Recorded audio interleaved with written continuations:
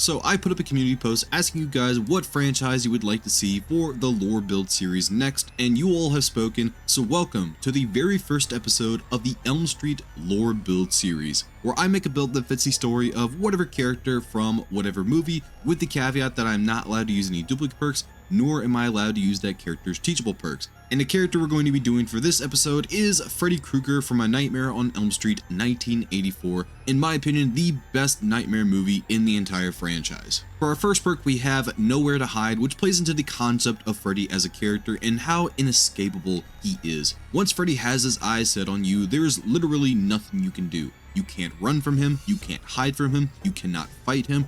Eventually you're going to have to fall asleep, and when you do, it's lights out for you. For our next perk, we have Force Penance, which represents the sinister motivation of Freddy Krueger. After 20 children had fell victim to Freddy's glove, the parents of Elm Street decide to track him down and burn him alive, but once he cheats death and becomes a dream demon, instead of going after the parents for what they did, Freddy decides to go after the rest of their children. Next up, we have the perk Genetic Limits. After several encounters with Freddy Krueger, Nancy eventually realizes that if she is able to grab Freddy before she wakes up, she can actually pull him into the real world without his dream powers intact, and doing so she can devise a plan to send Freddy back to hell where he belongs. Or so she thought. For our final perk we have None Are Free, which plays into the very end of the movie where Nancy has finally defeated Freddy, she has beaten her boogeyman, not that boogeyman, and now she can live happily ever after with her friends and her mother. But Freddy has other plans.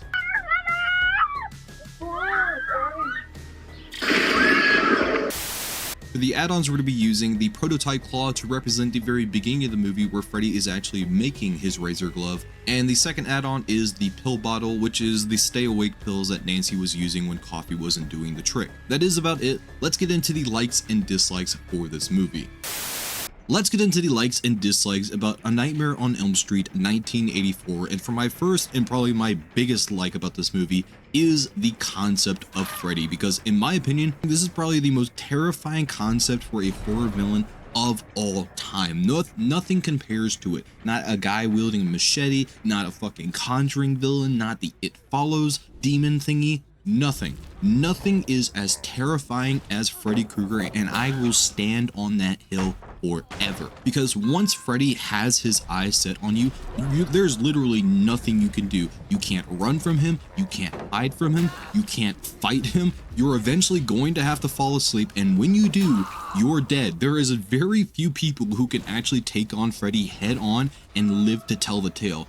Now, this concept does kind of get nullified as the franchise goes along, as we introduce characters like the Dream Warriors and the Dream Master, Freddy's own child, Hypnosil, all that stuff. It does kind of get nullified, but in this movie alone, when we don't have those scapegoats, there's nothing they can do. They have to take on Freddy, and that's horrifying. And not only is that part horrifying, the inevitability of Freddy, but also his capabilities in the dream world, turning your stairs into toothpaste, stretching his arms out like Mr. Fantastic, using your own loved ones against you. He can literally do anything he wants to you in the dream world. It's horrifying. Just imagine, anytime you fall asleep, there is a guy who is trying to kill you, and he can do it in literally any way he possibly wants to. He can burn you, he can suffocate you, he can strangle you, he can do anything he wants to you with his own imagination, and that is horrifying. Name a scarier horror villain than Freddy Krueger, which kind of leads into my next like, and that is Freddy as a character. And honestly, in my opinion, I prefer this version of Freddy than we get in any other Nightmare movie in the rest of the franchise,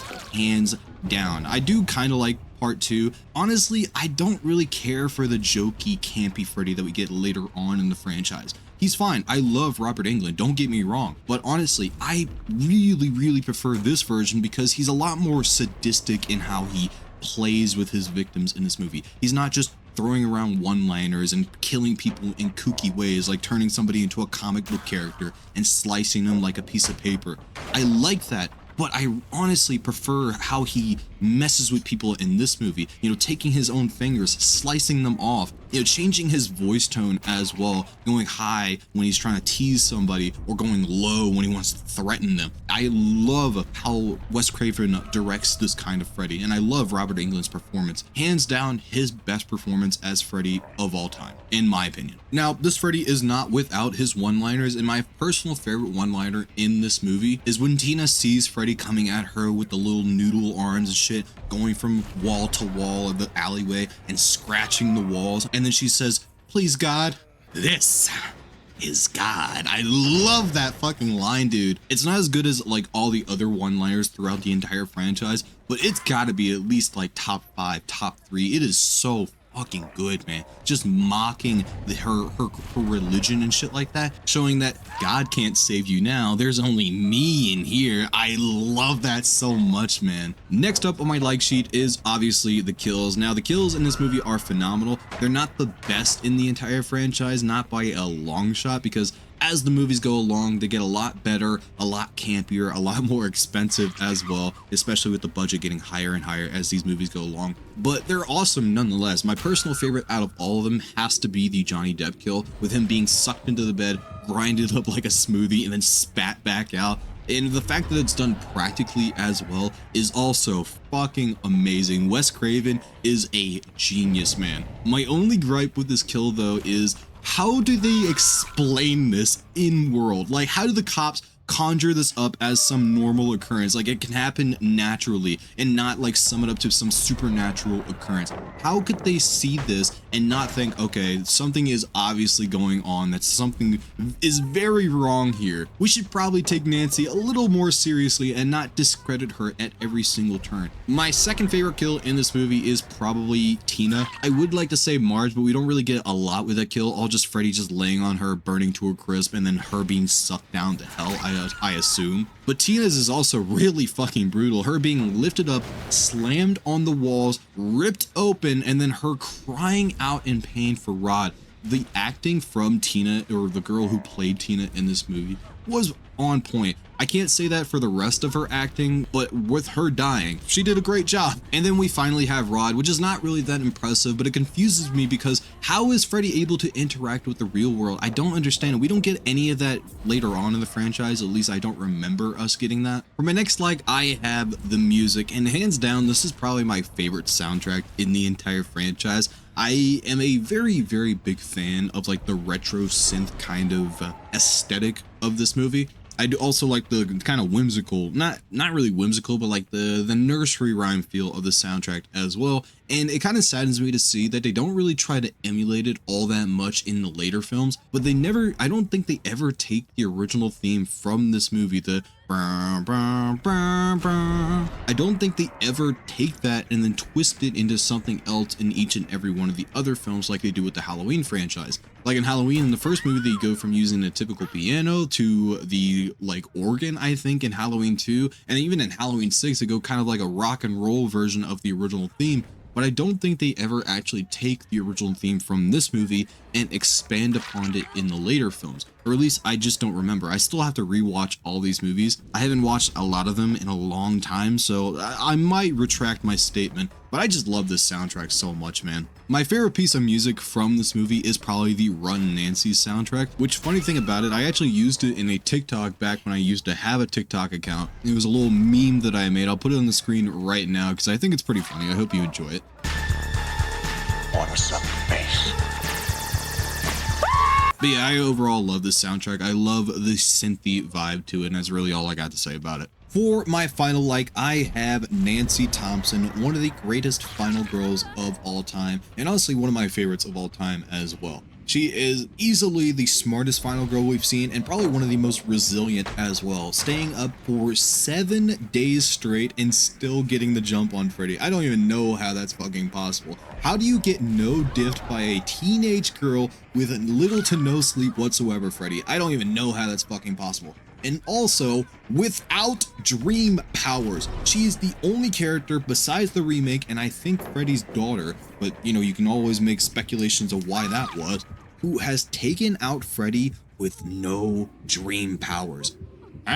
What? All she needs is the power of God and booby traps on her side, and that's all it takes. That's all it fucking takes, dude. My favorite scene with Nancy probably has to be the school scene where she falls asleep in class. She ends up walking out, finding Tina in a body bag, being slid away, or whatever the word is, running into the hall monitor, Freddy turning into the, or the other way around, the hall monitor turning into Freddy. That was such a cool scene, by the way. I love the voiceover and the girl in the sweater with the knives and shit like that. I'm going a little too hard on this scene. And then eventually being cornered in the boiler room by Freddy, and then for some reason having the idea to slam her arm on the pipe to wake herself up, realizing that anything that does happen to you in the dream world will happen to you in the real world, and then also dominoing into the realization that you can bring Freddy into the dream world, or the real world, I mean. And I also love how as the movie goes along, she's getting a lot more kooky, like everybody around her is getting a lot more worried about her.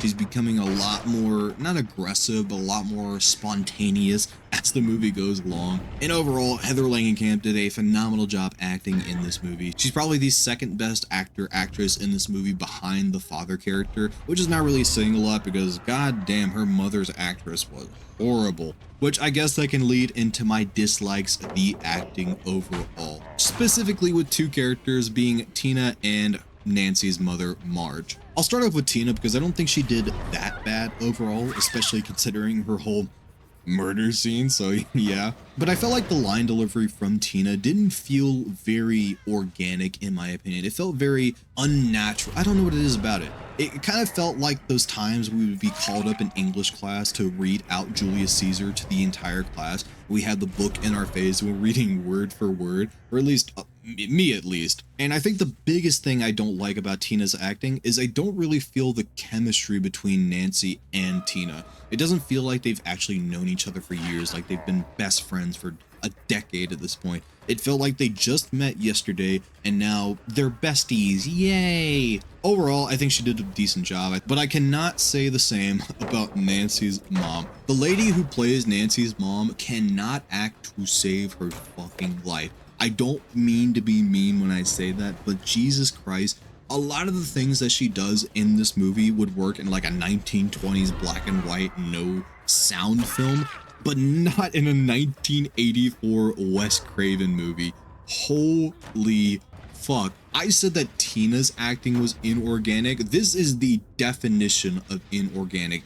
Every movement she made in this movie felt very robotic and like very rehearsed. Like she's not moving like a normal person. She's like swaying everywhere. And also the line delivery. The line delivery is super breathy and super over dramatic. Like for example, after the funeral, when she hears about Freddy Krueger and how Nancy's having dreams about him, she's like over panicking and said, "Oh, I got something better. I'm gonna get her some help." Like, just taking the whole situation and just blowing it out of proportion. Granted, that has a little bit to do with the writing, but the line delivery doesn't make it any better at all. I will give her some credit. She does do a decent job with the whole basement scene where she's talking about Freddy and how they killed him and stuff like that. She did a good job there, but just overall, it just feels so fake. I don't know, man. That is about it. Now let's get on to the Loomis meter. If you don't know what it is, it's basically just a scale from 1 to 6. 1 being bad and 6 being amazing, and for A Nightmare on Elm Street 1984, I will be giving it a 6 times out of 6. Like I said before, it is one of the greatest horror movies of all time, and I think it's actually the first ever Nightmare movie I had ever watched, so I might have a little bit of a, childhood nostalgia. But honestly, watching it last night, I just was re-loving my burning passion for this movie. And honestly, I couldn't get my eyes off the screen. Like, usually when I'm watching horror movies for this series, I'm looking at my phone anytime I know that something's not going to happen. But no, anytime anything was happening on the screen, I was always glued to it. So, but yeah, that's about it. Let me know what you thought about A Nightmare on Elm Street 1984 in the comments down below. God damn you.